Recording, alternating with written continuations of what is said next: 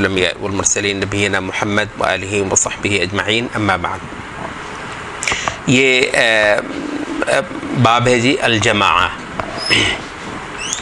حدیث نمبر 16، حدثنا ابن ابی عمر قال حدثنا سفیان عن عبد الملک بن عمیر عن عبد الرحمن بن عبد اللہ بن مسعود، پوری سند انہوں نے دے دی، یحدث عن ابیہ عن النبی صلی اللہ علیہ وسلم، یعنی عبداللہ ابن مسعود رضی اللہ عنہ کے بیٹے جو عبد الرحمن ہیں، انہوں نے روایت کی اپنے والد سے کہ وہ نبی صلی اللہ علیہ وسلم سے روایت کرتے ہیں، قال نظر اللہ امرأ سمع مقالتی،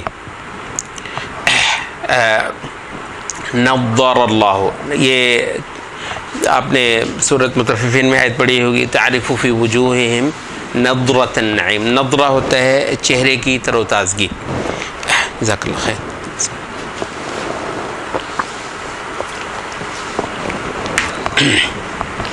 نظرہ چہرے کی تر و تازگی، نظر اللہ، اللہ تعالیٰ تر و تازہ کرے، اللہ تعالیٰ خوشحال کرے،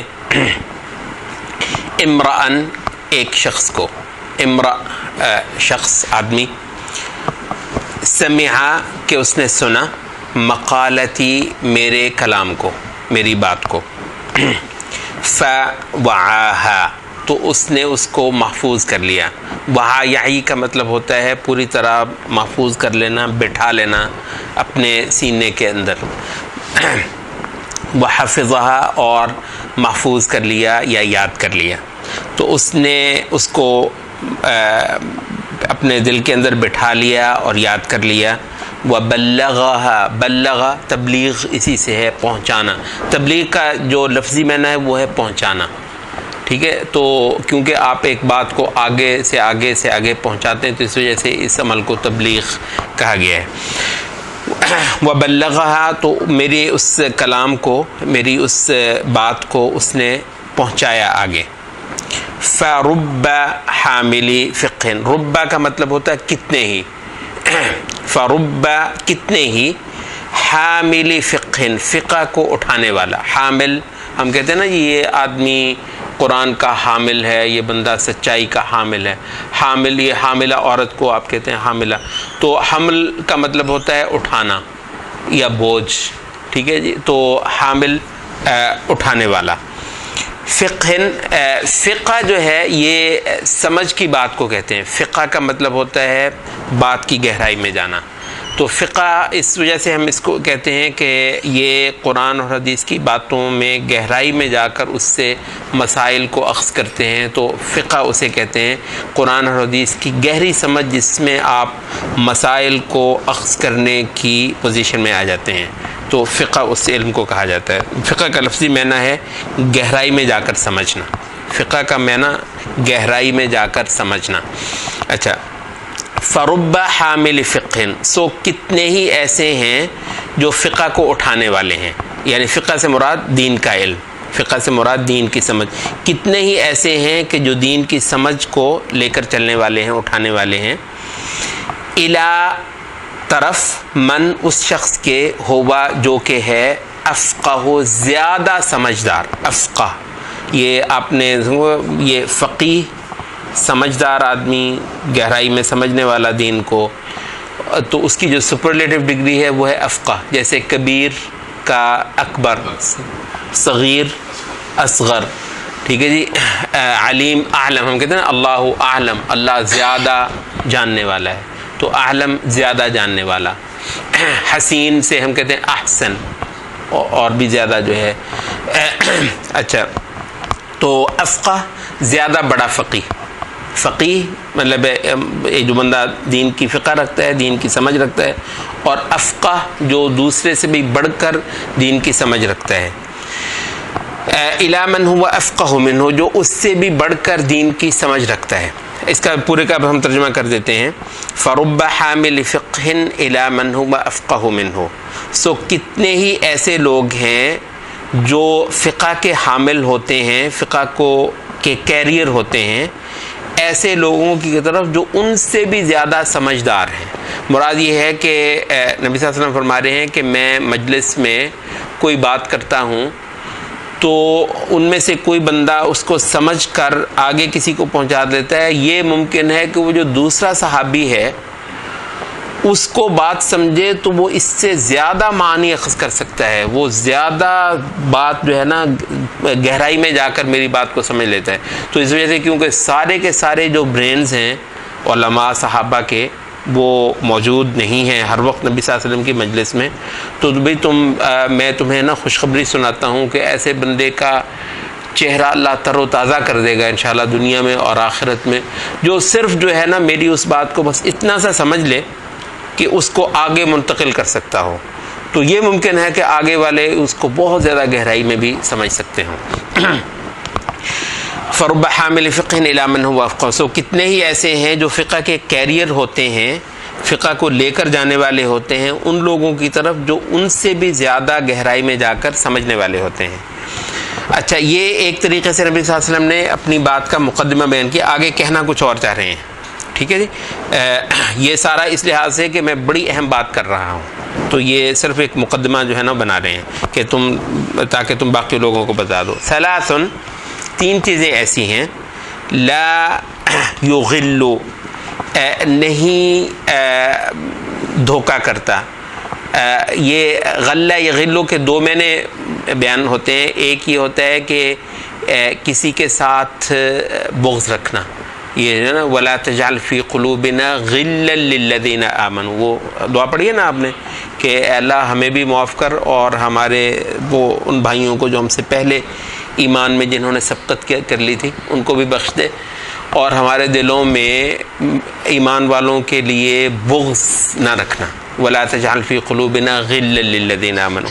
تو غل کا مطلب ہوتا ہے ایک تو بغض، نفرت، اور ایک ہوتا ہے کہ ڈنڈی مارنا. وما کان لنبی ان یغل، کہ یہ کسی نبی کے لائق نہیں ہے کہ وہ غنیمت کے مال میں خیانت کرے.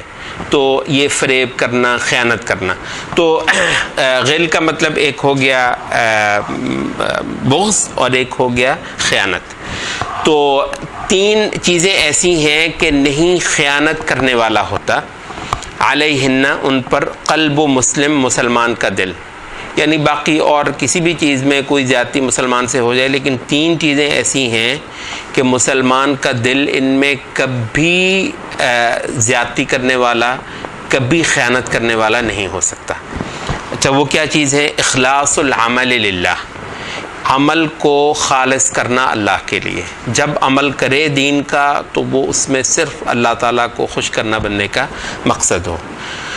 ومناصحۃ ائمۃ المسلمین، اور مسلمانوں کے جو لیڈرز ہیں، مسلمانوں کی جو لیڈرشپس ہیں ان کے ساتھ آدمی وفادار ہو. مناصحہ کہتے ہیں کسی کا خیر خواہ ہونا، دل سے اس کے ساتھ آدمی سچا ہو، دل سے اس کے ساتھ مخلص ہو. تو مناصحہ کسی کے ساتھ مخلص ہونا، دل سے کسی کا خیر خواہ ہونا، دل سے اس کی خیر چاہنا. ومناصحۃ ائمۃ المسلمین، اور خیر خواہ ہونا یا وفادار ہونا مسلمانوں کی لیڈرشپس کا. وَلُزُومُ جَمَاعَتِهِمْ، لزوم کا مطلب ہوتا ہے کسی چیز سے وابستہ ہونا، کسی چیز کو لازم پکڑنا، کسی چیز سے چمٹ جانا. جماعتہم، مسلمانوں کی جماعت کا، مسلمانوں کی جماعت سے چمٹ رہنے میں. فَإِنَّ الدَّعْوَةَ، کیونکہ جو آدمی کی دعا ہے تو وہ تحیط، وہ احاطہ کرتی ہے من ورائہم، ان کے پیچھے سے، یعنی سبھی مسلمانوں کی دعا سبھی کو جو ہے نا فائدہ دیتی ہے. اللہ قبول کر لے تو سارے پار لگ جاتے ہیں، تو نہ ہو تو سارے کے سارے رہ جاتے ہیں. تو مسلمان کی جو دعا ہے وہ سب کو ہی فائدہ، تحیط و احاطہ کرتی ہے من ورائہم، ان کے پیچھے سے، یعنی سبھی مسلمانوں کو ہی آدمی کی جو دعا ہے وہ فائدہ دیتی ہے. یہ حدیث جیسے ہم نے کہا کیونکہ یہ کلیکشن ہے، تو جب بھی وہ ایک اوریجنل کلیکشن نہیں نہ ہوگی، اس میں لازماً یہ ہوگا کہ وہ بتائے گا میں نے کہاں سے لیا ہے. امام بخاری نہیں بتائیں گے میں نے، وہ تو اپنی پوری سند دے رہے ہیں نا، تو جو باقی ہے وہ لازماً بتائے گا میں نے کہاں سے لیا ہے. تو یہاں پر وہ آپ کو بتا رہے ہیں کہ یہ حدیث ترمذی میں آئی ہے اور ترمذی میں یہی عبداللہ ابن مسعود سے آئی ہوئی ہے، اور مسند احمد میں آئی ہے انس رضی اللہ عنہ سے، اس میں امام عبداللہ ابن مسعود سے روایت نہیں، انس سے ہے۔ وابن ماجہ عن زید ابن ثابت، ابن ماجہ میں یہ روایت ہے زید ابن ثابت سے، اور یہ شیخ البانی نے سلسلہ صحیحہ میں اس کو صحیح احادیث میں درج کیا ہے۔ اچھا، اب یہی جو حدیث ہے، یہی حدیث اگلے اس میں تھوڑے سے الفاظ کے فرق کے ساتھ آ رہی ہے، اور ان دونوں کو ہم ملا کر پڑھتے ہیں۔ اگلی حدیث عن ابی ہریرہ قال قال رسول اللہ صلی اللہ علیہ وسلم، حضرت ابو ہریرہ سے روایت ہے، کہا فرمایا رسول اللہ صلی اللہ علیہ وسلم نے، ان اللہ، بے شک اللہ تعالیٰ، یرضا، خوش ہوتا ہے، راضی ہوتا ہے، لکم، تم سے، ثلاثاً، تین چیزوں پر۔ ان اللہ یرضا لکم ثلاثاً، اللہ تعالیٰ تم سے تین چیزوں پر راضی ہوتا ہے۔ ویسخط لکم، اور غصہ کرتا ہے تم پر، ثلاثاً، تمہارے لیے، ثلاثاً، تین چیزوں پر، تم سے ناراض ہوتا ہے تین چیزوں پر۔ ان اللہ یرضا لکم ثلاثاً ویسخط لکم ثلاثاً، بے شک اللہ تعالیٰ راضی ہوتا ہے تم سے تین چیزوں پر، اور ناراض ہوتا ہے تم سے تین چیزوں پر۔ یرضا لکم، راضی ہوتا ہے تم سے، ان تعبدوہ، اس پر کہ تم اس کی عبادت کرو، ولا تشرکوا بہ شیئا، اور اس کے ساتھ کسی کو شریک نہ کرو، وان تعتصموا، اور یہ کہ چمٹ جاؤ، تعتصموا وہ جو ہے نا، واعتصموا، چمٹ جانا، وابستہ ہو جانا، تھام لینا، وان تعتصموا، اور یہ کہ تم تھام لو، بحبل اللہ، اللہ کی رسی کو، جمیعاً، مل کر، جمیع کا مطلب سب مل کر، ولا تفرقوا، اور تفرقہ نہ کرو، وان تناصحوا، اور یہ کہ تم وفادار رہو، خیر خواہ رہو، وہی لفظ آ گیا جو پہلے آیا تھا نا، مناصحہ، یہاں پر آ گیا تناصحوا، اور یہ کہ تم وفادار رہو، خیر خواہ رہو، من، اس کے، جو واللہ، اللہ جس کو والی بنائے، واللہ، اللہ تعالیٰ جس کو اقتدار سونپے، واللہ یولی، یہ کسی کو والی بنانا، حاکم بنانا، با اختیار بنانا، امرکم، تمہارے معاملے کا، جس کو اللہ تعالیٰ تمہارے معاملے کا والی بنائے، تمہارے معاملے کا حاکم بنائے۔ تو یہ تین چیزیں ہوگی۔ ویسخط لکم، اور ناراض ہوتا ہے تم پر، ناراض ہوتا ہے تم سے، کن چیزوں سے؟ قیل وقال، یہ اردو میں بھی ہم بولتے ہیں قیل و قال، ٹھیک ہے؟ تو قیلا کا مطلب ہے کہا گیا، قالا اس نے کہا، یعنی وہ جو ہوتی ہے نا کہ ادھر ادھر کی باتیں کرنا، قیل و قال۔ یسخط لکم قیل وقال، اور قیل و قال سے اللہ ناراض ہوتا ہے۔ واضاعۃ المال، اور مال کو ضائع کرنے سے اللہ ناراض ہوتا ہے۔ وکثرت السؤال، اور بہت زیادہ سوال کرنے سے، بہت زیادہ پوچھنے سے، بال کی کھال ادھیڑنا جو ہوتا ہے، یہ کچھ لوگ جو ہیں دین کے اندر بہت زیادہ سختیاں کرتے ہیں، ایک ایک بات میں 20 سوال کرتے ہیں، تو نبی صلی اللہ علیہ وسلم نے اس کو پسند نہیں فرمایا۔ تو تین چیزیں ہو گئیں۔ وَيَسْخَطُ لَكُمْ قِيلَ وَقَالَ، اللہ تعالیٰ تمہارے لیے قیل و قال کو ناپسند کرتا ہے۔ وَإِضَاعَةَ الْمَال، اور مال کو ضائع کرنا ناپسند کرتا ہے۔ وَكَثْرَةَ السُّؤَال، اور بہت زیادہ سوال کرنا۔ رواہ احمد، یہ روایت امام احمد نے کی ہے مسند میں، وہ مالک فی الموطا، موطا امام مالک میں یہ روایت آئی ہے، اور شیخ البانی نے صحیح الجامع الصغیر میں اس کو صحیح کہا ہے۔ اچھا، یہ صحیح مسلم میں یہ لفظ تھوڑے سے فرق کے ساتھ اس طرح ہیں۔ وَلَفْظُ مُسْلِمٍ، مسلم کے الفاظ یوں ہیں، قال رسول اللہ صلی اللہ علیہ وسلم، فرمایا رسول اللہ صلی اللہ علیہ وسلم نے، ان اللہ یرضی لکم ثلاثاً، اللہ تعالیٰ تم سے راضی ہوتا ہے تین چیزوں پر، وَيَكْرَهُ لَكُمْ ثَلَاثًا، اور ناپسند کرتا ہے تمہارے لیے تین چیزیں، فَيَرْضَى لَكُمْ، تو تمہارے لیے راضی ہوتا ہے، أَن تَعْبُدُوهُ، یہ کہ تم اس کی عبادت کرو، وَلَا تُشْرِكُوا بِهِ شَيْئًا، اور اس کے ساتھ کسی چیز کو شریک نہ کرو، وَأَن تَعْتَصِمُوا بِحَبْلِ اللَّهِ جَمِيعًا وَلَا تَفَرَّقُوا، اور یہ کہ تم اللہ کی رسی کو تھام لو مضبوطی کے ساتھ مل کر، اور تفرقہ نہ کرو، ٹولے نہ بنو۔ وَيَكْرَهُ لَكُمْ، اور ناپسند کرتا ہے تمہارے لیے، قیل وقال، قیل و قال، وکثرت السؤال، بہت زیادہ سوال کرنا، واضاعۃ المال، اور مال کو ضائع کرنا۔ اچھا یہ اگلی حدیث بھی ساتھ ہم پڑھ لیتے ہیں، حدیث نمبر 18 عن عبداللہ ابن مسعود رضی اللہ عنہ، روایت ہے عبداللہ ابن مسعود رضی اللہ عنہ سے، قال کہا قال رسول اللہ صلی اللہ علیہ وسلم، فرمایا رسول اللہ صلی اللہ علیہ وسلم نے، لا یحل نہیں حلال، لا یحل نہیں جائز، نہیں حلال ہوتا، دم کا مطلب ہوتا ہے خون، یعنی جان لینا، لا یحل کسی کا خون کرنا، کسی کی جان لینا جائز نہیں ہے، امرئن شخص، پیچھے بھی ہم نے امرأن پڑھا تھا، امرأن کا مطلب شخص، آدمی، مسلمن مسلمان آدمی، مسلمان آدمی کا خون کبھی حلال نہیں ہوتا،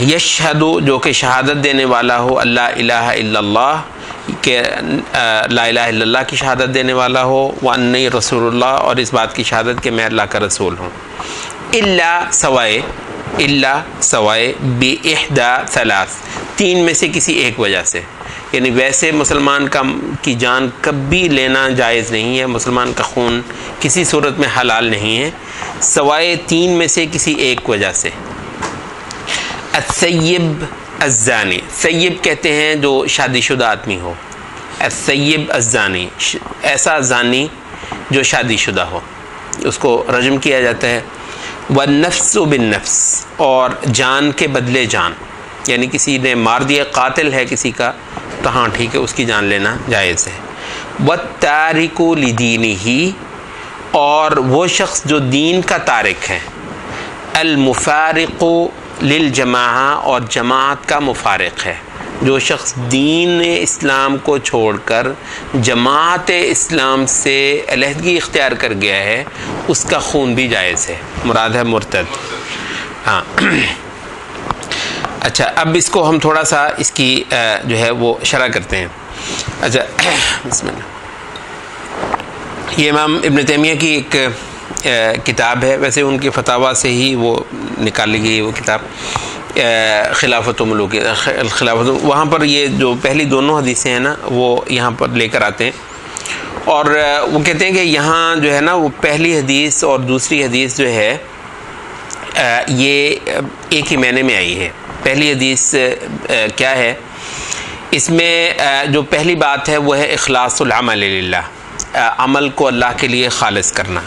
اچھا دوسری حدیث میں جو لفظ ہیں وہ ہے کہ ان تعبدوہ ولا تشرکوا بہ شیئا، اللہ کی عبادت کرنی، اس کا کسی کو شریک نہیں کرنا، توحید کو ہی اخلاص کہا جاتا ہے۔ قل هو اللہ احد کا نام کیا ہے سورت کا؟ سورۃ الاخلاص۔ اخلاص کا مطلب اللہ کے لیے خالص کرنا، عبادت کو، عمل کو، بندگی کو، تو توحید جو ہے تو توحید ہی کو اخلاص کہا جاتا ہے۔ اچھا تو پہلی روایت، پہلی حدیث میں اس کو کہا گیا ہے اخلاص العمل للہ، اللہ کے لیے خالص ہونا، عمل کو کرنا، اور دوسری میں کہا گیا ہے کہ ان تعبدوہ ولا تشرکوا بہ شیئا، تو ایک ہی بات ہو گئی۔ اچھا دوسری جو چیز ہے وہ کہا گیا وَأَن تَعْتَصِمُوا بِحَبْلِ اللَّهِ جَمِيعًا وَلَا تَفَرَّقُوا، لیکن پہلی حدیث میں تیسرا پوائنٹ جو ہے وہ کہا گیا وہ لزوم جماعتہم، یہ اصل میں وہ ہے کہ آپ سورت پڑھتے ہیں قرآن مجید میں وَاعْتَصِمُوا بِحَبْلِ اللَّهِ جَمِيعًا، سورت آل عمران میں بہت مشہور آیت ہے وَاعْتَصِمُوا بِحَبْلِ اللَّهِ جَمِيعًا۔ اچھا اس آیت کی یہی لفظ جو ہیں یہاں پر اس دوسری حدیث میں آئے ہیں وَأَن تَعْتَصِمُوا بِحَبْلِ اللَّهِ جَمِيعًا وَلَا تَفَرَّقُوا۔ اچھا پہلی حدیث میں آیا ہے یہی بات وہ لزوم جماعتہم، تو ابن تیمیہ کہتے ہیں کہ یہ جو ہے وَاعْتَصِمُوا بِحَبْلِ اللَّهِ جَمِيعًا کی جو تفسیر رسول اللہ صلی اللہ علیہ وسلم نے کی ہے وہ یہ ہے کہ اس کا مطلب ہے جماعت المسلمین کو لازم پکڑنا، ٹھیک ہے، اعتصموا بحبل اللہ جمیعاً، مسلمانوں کی جو جماعت ہے اس سے وابستہ رہنا۔ اچھا اب کیونکہ اصل میں یہ جو مقصد ہے باب ہے جماعت کا، تو اصل جو مقصد ہے ان حدیثوں کو لانے کا وہ یہ ہے، وہ اس میں دوسرے بھی آئے ہیں، مال کو ضائع کرنا، مثلا بہت زیادہ قیل و قال کرنا، سوالات بہت زیادہ کرنا، یہ بنیادی موضوع نہیں ہے، ٹھیک ہے، بنیادی موضوع نہیں، اس وقت جو بنیادی موضوع ہے حدیث کا وہ یہی حصہ ہے حدیث کا، یہ جو نبی صلی اللہ علیہ وسلم نے جماعت کا حکم دیا ہے، ٹھیک ہے جی۔ اچھا، اور یہ اتنی بڑی کہا کہ 3 بنیادی چیزیں ہیں. مطلب بعض اوقات ہوتا ہے نا کہ جی ویسے ہی ایک آپ کو بتایا جاتا ہے کہ دین کا یہ بھی کام ہے، اگر کسی کو یہ کہ بھی 3 باتیں ہیں بس اللہ تعالیٰ کو وہ تم سے مطلوب ہے، تو اس کا مطلب ہے کہ وہ بہت ہی اہم باتیں ہوں گی. ان 3 میں سے جو ایک بات ہے وہ یہ ہے کہ مسلمانوں کی جماعت سے آدمی وابستہ رہے اور چمٹ کے رہے. اچھا، تو اب جماعت سے کیا مراد ہے؟ نبی صلی اللہ علیہ وسلم کی حدیث ہے علیکم بالجماعہ، جماعت کو لازم پکڑو. اچھا، جماعت کو لازم پکڑو کا مطلب کیا ہے؟ جماعت ہے جمع سے، جمع ہوتا ہے کہ اکٹھ. اچھا، تو علیکم بالجماعہ کا مطلب ہے اور یہ بہت اہم ہے کہ حدیث کے صرف ایک حصے کو نہ لیا جائے، ساتھ کے دوسرے حصے کو بھی لیا جائے. اچھا، جہاں بھی جماعت کا حکم ہے ساتھ میں تفرقہ سے ممانعت ہے. یہاں پر بھی آپ دیکھتے ہیں تو یہ فرما رہے ہیں کہ ان تعتصموا بحبل اللہ جمیعا ولا تفرقوا. اچھا، قرآن مجید میں بھی یہی ہے واعتصموا بحبل اللہ جمیعا ولا تفرقوا. اچھا، تو یہ دونوں چیزیں جو ہیں وہ مل کر ایک بات کو واضح کرتے ہیں آپ کے لیے. وہ یہ ہے کہ جماعت کا مطلب ہے ٹولے نہ ہونا. اب یہ ہمارے آج کل جو ہے نا وہ بہت سارے جماعتیں اور ٹولے بنائے ہیں اور ہر بندہ اس ٹولے کو سمجھتا ہے کہ یہ جماعت ہے، حالانکہ جو قرآن مجید میں جس کو جماعت کہا گیا ہے وہ ہے سب مسلمانوں کا ملنا، اس کا نام ہے جماعت. ٹھیک ہے، تو سب مسلمانوں کا ایک ہونا. جماعت کا مطلب ایک ہونا، جماعت کا مطلب مل جانا، جماعت کا مطلب اکٹھا ہو جانا. تو یہ ہے جماعت کا مطلب. اور اس وجہ سے کہا گیا ہے کہ جماعت اس وقت خراب ہو جائے گی، جماعت اس وقت متاثر ہو جائے گی جب تم ٹولے بنو گے. ٹولے بننے کی ممانعت ہے اور اکٹھا ہونا مسلمانوں کا یہ فرض ہے. اچھا، اس وجہ سے دوسری حدیثوں کے اندر یہ بھی آتا ہے کہ نبی صلی اللہ علیہ وسلم نے حضرت حذیفہ کو فرمایا تھا کہ انہوں نے پوچھا کہ جب وہ فتنوں کا وقت ہوگا تو آپ مجھے کیا حکم دیتے ہیں؟ تو آپ نے فرمایا الزم جماعت المسلمین و امامہم. مسلمانوں کی جو جماعت ہے نا، مسلمانوں کا جو اکٹھ ہے، تم نے اس سے چمٹ کر رہنا ہے، اس سے وابستہ رہنا ہے اور اس کی لیڈرشپ سے. وہ امامہم، اور جماعت المسلمین کا جو امام ہے اس سے چمٹ کر رہنا ہے. جماعت المسلمین کا امام کون ہوتا تھا؟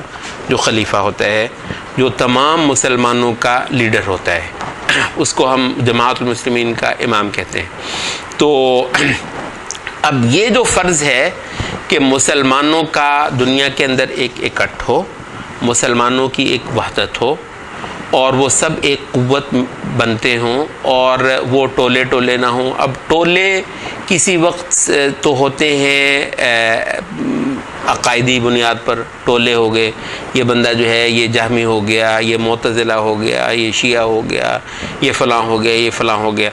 تو اب کسی وقت تو ٹولے دین کے اندر بنتے ہیں مذہبی بنیاد پر یا مسلکی بنیاد پر، اور کسی وقت ٹولے بنتے ہیں سیاسی بنیاد پر. یہ پاکستان ہو گیا، یہ افغانستان ہو گیا، یہ کویت ہو گیا، یہ سعودی عرب ہو گیا. اب یہ قرآن مجید میں واضح حکم ہے واعتصموا بحبل اللہ جمیعا ولا تفرقوا. سب مل کر اللہ کی رسی کو مضبوطی سے پکڑو، جس کی تفسیر اس حدیث کے اندر آتی ہے کہ اللہ کی رسی کو مضبوطی سے پکڑنے کا مطلب ہے جماعت بن کر رہنا. ٹھیک ہے جی، تو مسلمانوں کا جماعت بن کر رہنا یہ ضروری ہے. اور ٹولے ہونا، خواہ وہ مذہبی ٹولے ہوں خواہ وہ سیاسی ٹولے ہوں. حتیٰ کہ ہمارے جو علماء عقیدہ ہے وہ یہ کہتے ہیں کہ یہ جو سیاسی پارٹیوں کا فینومینن ہے یہ بنیادی طور پر جمہوریت کا دیا ہوا ہے. یعنی صحابہ میں تو سیاسی پارٹیاں نہیں ہیں کہ ہر پارٹی جو ہے وہ اقتدار کی دعوے دار ہے اور ایک دوسرے سے اقتدار چھین رہی ہے. بنیادی اصول ہی یہ ہے جمہوریت کا کہ ایک پارٹی جو ہے وہ دوسری سے اقتدار جو ہے وہ چھیننا ہے. یہاں پر کیا حکم ہے؟ یہ یہاں پر جو دوسری بات ہے وہ یہ ہے کہ مناصحۃ ائمۃ المسلمین، مسلمانوں کے جو ائمہ ہیں، یہاں پر جو ہے وہ ائمہ کہا گیا ہے. مسلمانوں کے جو امام ہوتے ہیں، مراد یہ ہے کہ ایک تو جو خلیفہ ہوتا ہے، پھر اس کے ساتھ جو ہے بہت سارے جو اس کے مشیر ہوتے ہیں، وزیر ہوتے ہیں، یا ہر علاقے کے اندر اس کا متعین کیا ہوا کوئی والی ہوتا ہے، کوئی حاکم ہوتا ہے، پھر آگے اس کے نیچے جتنے بھی ہوں سارے کے سارے مسلمان معاشرے کے جو ہے نا یہ ائمہ ہیں، ان کے ساتھ پوری طرح وفادار ہونا، ان کا خیر خواہ ہونا. یہ مسئلہ ہی نہیں ہے کہ ہماری پارٹی کا ہے یا یہ دوسری پارٹی کا ہے یا یہ تیسری پارٹی کا ہے. یہ ساری چیزیں دراصل کہیں باہر سے آ کر مسلمانوں کو دی گئی ہیں، اور اب مسلمان کیا ہے کہ وہی لڑائی جھگڑا، بغض، حسد، نفرت ایک دوسرے کے ساتھ، تو مطلب یہ شروع ہو گیا ہے. اب جس طریقے سے نبی صلی اللہ علیہ وسلم کے خلفاء تھے وہ یہ تھے کہ جی جو بن گیا ہے وہ سارے کے سارے اس سے محبت کریں گے، اس کے ہاتھ مضبوط کریں گے، اس کی اطاعت کریں گے، اس کی فرما برداری کریں گے، اور اگر وہ شریعت کے خلاف کرتا ہے تو سارے کے سارے ہی اس کو متنبہ کریں گے اور اس کو ٹوکیں گے، اس کو روکیں گے. اس میں بھی یہ نہیں ہے کہ یہ میری پارٹی کا ہے اور یہ میری مخالف پارٹی کا ہے. تو پارٹی بازی جو ہے، پارٹی بازی، تفرقہ، یہ جائز نہیں ہے. اچھا، اسی حوالے سے ہی ایک اور بھی بنیاد ہے تفریقے کی، وہ ہوتی ہے نسلی، اور یہ بھی بسا اوقات بہت زیادہ ہوا ہے. یہ عربی عجمی کا یہ جو ہوتا ہے، یہ فارسی ہے، یہ ترک ہے. وہ جو اقبال نے بھی کہا تھا وہ کہ وہ یہ ایرانی نہ تورانی، وہ شعر مجھے یاد نہیں ہے.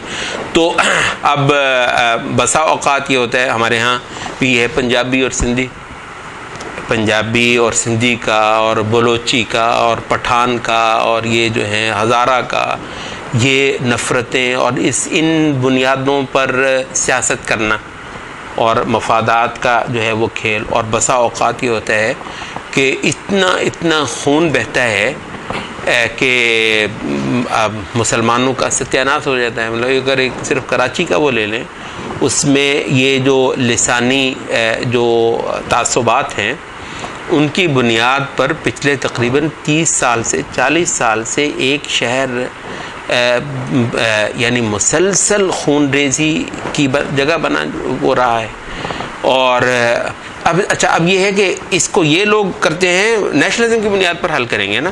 ہم اس کو نیشنلزم کی بنیاد پر حل نہیں کرتے، ہم اس کو ایمان کی بنیاد پر، توحید کی بنیاد پر، اور رسول اللہ صلی اللہ علیہ وسلم کا امتی ہونے کی بنیاد پر حل کرتے ہیں. اور ظاہر ہے نیشنلزم تو خود ایک مفادات کا کھیل ہوتا ہے. نیشنلزم کے جتنے مرضی واسطے، اوے تم پاکستانی ہو، تم پاکستانی ہو، تم پاکستانی ہو. پاکستانی ہونا جس کو مفاد ہے، جس کو کوئی اور چیز ہے، اس کو کیسے اس کو ہلا دے گا اور اس کو بدلنا ہے. ہاں البتہ جب آپ آخرت کی بات کرتے ہیں تو ہر بندے کو پتہ ہے میں نے قبر میں جانا ہے، ہر بندے کو معلوم ہے کہ میں نے اللہ کے سامنے حساب دینا. ٹھیک ہے، بہت سارے لوگ اللہ سے ڈرنے کے لیے تیار نہیں ہوتے، لیکن یہ ایک بنیاد بہرحال ہے اصلاح کی. لوگ جو ہیں وہ اپنے مفاد کو چھوڑتے ہیں صرف اور صرف آخرت کی. وہ اگر اللہ کسی کو سمجھا دے، اور اگر مطلب ویسے مطلب بائی دا وے یہ ٹھیک ہے کہ اس وقت لوگ اللہ سے بہت زیادہ ایسے ہیں جو نہیں ڈرتے، مگر اس کی ایک موٹی وجہ میں آپ سے عرض کر دیتا ہوں. اس کی وجہ کیا ہے؟ اس کی وجہ یہ ہے کہ لوگ اللہ سے ڈرتے ہیں اس وقت آپ لوگوں کو آپ تعلیم دیتے ہیں جس چیز سے مطلب ہے. آپ لوگوں کو قانون سے بھی تو ڈراتے ہیں نا، قانون سے بھی تو ڈراتے ہیں. کتنا ہے ایک ایجوکیشن اور ایک میڈیا اور ایجوکیشن کے ذریعے سے آپ لوگوں کی ذہن سازی کرتے ہیں جو مرضی کرتے ہیں. ٹھیک ہے جی. تو اب ایجوکیشن اور میڈیا جو ہے وہ لوگوں کو قانون سے ڈراتا ہے، ڈراتا چلا جاتا ہے. قانون، ٹرانسپیرنسی، قانون، اور یہ جناب یہ جو ہے وہ کرپشن فری پاکستان. تو اس کا نتیجہ کیا نکل رہا ہے وہ آپ دیکھ ہی رہے. تو اگر یہی اسٹیٹ میڈیا لوگوں کو اللہ سے ڈرا رہا ہو، مثلا یہی اسٹیٹ میڈیا جو ہے یہاں پر لوگوں کی کو آخرت کی فکر کروا رہا ہو، تو ہم یہ کہتے ہیں کہ بلا شبہ قوم کا ایک بہت بڑا حصہ سدھر جاتا ہے. اب مصیبت یہ ہے کہ آپ نے قرآن کو تو لگا دیا بالکل کونے میں. قرآن کو کون سناتا ہے لوگوں کو؟ تو اس وجہ سے جب ہم لوگوں کو ایمان کی، اخلاق کی بات اسٹیٹ میڈیا پہ سمجھائیں گے، اور جس دن اسکولوں کے اندر اور کالجوں کے اندر لوگوں کو آخرت کی بات بتائی جائے گی، اور وہاں مطلب یہ جو انشاءاللہ اچھا جائے گا، تو پھر یہ ہوتا ہے کہ ایک بہت بڑا طبقہ اسلام کا وہ اس کے اندر جو امت والی سینس ہے وہ بڑے آرام سے کریٹ ہو جاتی ہے. ہم جی مسلمان ہیں اور پنجابی جو ہے وہ سندھی سے محبت کرے گا اس وجہ سے کہ ریفرنس نبی ہے. اب آپ دیکھ لیں مطلب ریفرنس نبی کو بنانا کس قدر مؤثر ہے نفوس کے اوپر, اور ریفرنس جو ہے وہ کسی لیڈرشپ کو بنانا یہاں کی, اور نیشنلزم ہے اور جی ہم ایک ملک ہیں. کہتے کہ بنگالیوں کو بتا لیں, سمجھا لیں آپ. بنگالی جو تھے بکھرے ہوئے تھے ان کو بتائیں جناب پاکستان. کہتے پاکستان کو تو مانتے نہیں, ان کو کہیں اللہ اور رسول. ان میں سے کوئی بدبخت ہوگا نا جو کہے گا کہ میں نہیں مانتا اللہ کو, میں نہیں مانتا رسول کو. اللہ اور اس کا رسول اور آخرت اور امت اسلام, وحدت, مسلمانوں کی جماعت. اس وقت تو معاملہ یہ ہے کہ نیشنلزم نے مسلمانوں کی جماعت کا تصور جو ہے وہ ختم کر دیا. تو اب یہ مطلب ہے یہ جو حدیث ہے ویسے تو آپ نے پڑھی تھی تو پتہ نہیں آپ کو لگا کہ کیا بات ہو رہی ہے, بہت ریلیونٹ ہے آپ کی زندگی کے ساتھ کہ یہ آپ کو ایک شناخت دینا جماعت المسلمین کی, آپ کو آپ کی جو لائلٹی ہے اور آپ کی جو وفاداری ہے اس کا ریفرنس سے ہی بتانا وہ ہے اللہ اور اس کے رسول کی اطاعت اور فرما برداری. اور تفریقے سے آپ کو منع کیا ہے, اور تفریقے کی جو بہت موٹی موٹی صورتیں ہیں وہ کیا ہوتی ہے, وہ ایک مذہبی ہوتی ہے. یہ جی یہ شیعہ ہے, یہ فلانا ہے, یہ جہمی ہے, یہ قدری ہے, یہ فلاں مسلک کا ہے, یہ فلاں فرقے کا ہے, یہ وہابی ہے, یہ دیوبندی ہے, یہ بریلوی ہے. تو یہ چیزیں جو ہوتی ہیں ان چیزوں سے منع کیا گیا ولا تفرقوا, اور یہ جماعت ہونے کے منافی ہے. یہ بات جماعت ہونا مسلمانوں کا ایک, جماعت کا معنی جو اچھی طرح سمجھ لیں, لوگ سمجھتے ہیں جماعت کا مطلب پارٹی ہوتا ہے. جماعت کا مطلب پارٹی نہیں, جماعت کا مطلب ایک ہونا, مسلمانوں کا ایک ہونا. اور کئی ساری حدیثوں میں یہ لفظ بھی ہے جماعت المسلمین, مسلمانوں کا اکٹھ, جماعت مسلمانوں کا اکٹھ. تو یہ تفرقہ جو ہے یہ مسلکی تفرقہ یہ جماعت کے منافی ہے. سیاسی تفرقہ جس کی صورتیں نیشنلزم بھی ہو سکتی ہے اور جس کی صورتیں ایک ہی نیشن کے اندر مختلف سیاسی پارٹیاں بھی ہو سکتی ہیں, یہ جماعت ہونے کے منافی ہے.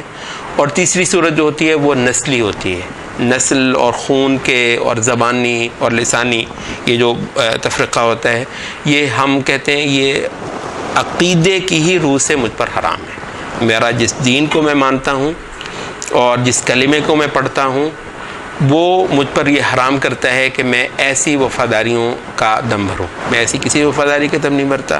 تو میری وفاداری جو ہے وہ اللہ کے ساتھ ہوگی, اس کے رسول کے ساتھ ہوگی, اور جماعت المسلمین کے ساتھ ہوگی.